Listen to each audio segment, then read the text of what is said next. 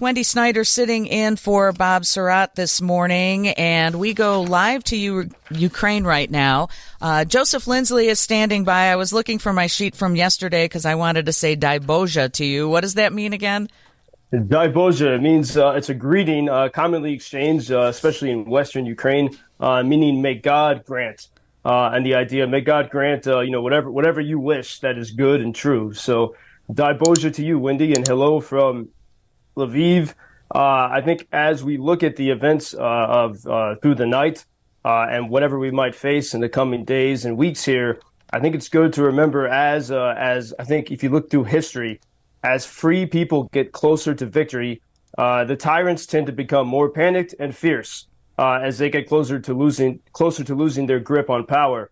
You can look at any protest movement, but you can also look at the history of World War II and how Hitler, as he realized that the end was coming for him, tried to destroy infrastructure within Germany. The Soviets also did the same.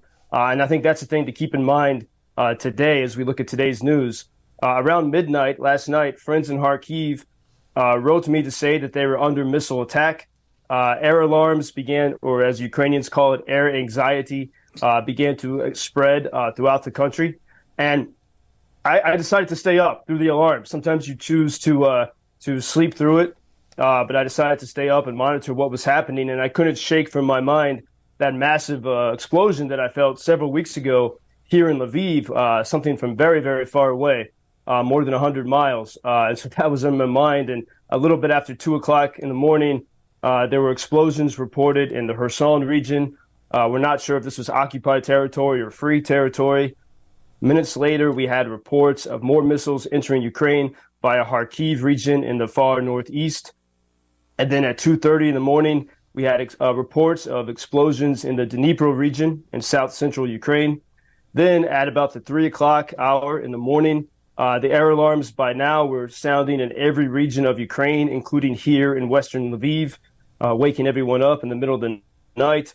By 3:15 in the morning, we had reports of more targets heading toward Kyiv. And then at 3:20 in the morning, the monitoring channels reported that there were 10 incoming missiles. A few minutes later, we had a report that one of those missiles that was going toward Kyiv had turned and changed direction toward the Cherkasy region. These missiles are always moving and maneuvering. And then we had this notification about 3:30. The missiles keep changing direction. Some are heading to Zhytomyr instead of Kyiv.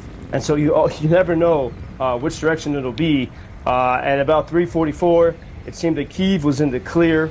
The missiles were coming toward the west and the southern regions. And by almost 4 o'clock in the morning, we had reports that it looked like there was only one missile still left. The others seemed to have been taken out by air defense. And then at about 4:10 in the morning, just as the sun was rising here in Lviv, we had the all clear sirens. Only a few hours later did we really begin to hear the news of what had happened. Just about 3 o'clock this morning, the giant dam at Nova Kakhovka had been at least partially blown up. This is in Ukrainian territory that is currently occupied by Russia. It's on the Dnipro River, and that river cuts Ukraine in two. It comes from Kyiv, and then it goes far to the southeast to Dnipro, and then to the southwest to the Black Sea. And as it comes back to the Black Sea is where this dam is. It's a massive reservoir built in the Soviet times. I mean, I've been on the banks of that reservoir last summer when I was in Nikopol. We could see the Russian-occupied territory across the water, about 5 miles across the water. It's a massive, massive body of water. And ever since 3 o'clock this morning, that water has been flowing and flooding towns. And I think that we don't yet know the full scale of this destruction, but I think it has the potential to be extremely massive. There were trains early this morning that were absolutely packed, bringing civilians away from places that could be flooded quite urgently. And I think here we also have to look a little bit to the history. In 1941, there was another dam. So the Soviets built all these dams on the Dnipro River in the 1920s and 30s. And in 1941, the Soviet Russians blew up another dam that's upriver, maybe about 150 miles in the ancient Cossack city of Zaporizhia. And they blew it up to prevent the Nazi Germans, from from having access to it. But when they blew it up, they didn't care about the Ukrainian civilians. And there were reports that when they blew that up in 1941, maybe up to 100,000 Ukrainian civilians were killed. And the Soviets just didn't care. And it's also a reminder, these stories of Russian floods on Ukraine, it's sort of a metaphor for, how Russia has sought to wipe out Ukrainian identity and freedom through the ages. And when they built these dams, especially the one that's upriver, it's still under Ukrainian control right now. When they built that, they flooded the ancient Cossack, the most sacred lands to the ancient Cossacks, the place where they codified their constitution that had separation of powers in 1711, their sacred burial grounds. All of these lands were flooded by the Soviets in the name of Soviet progress.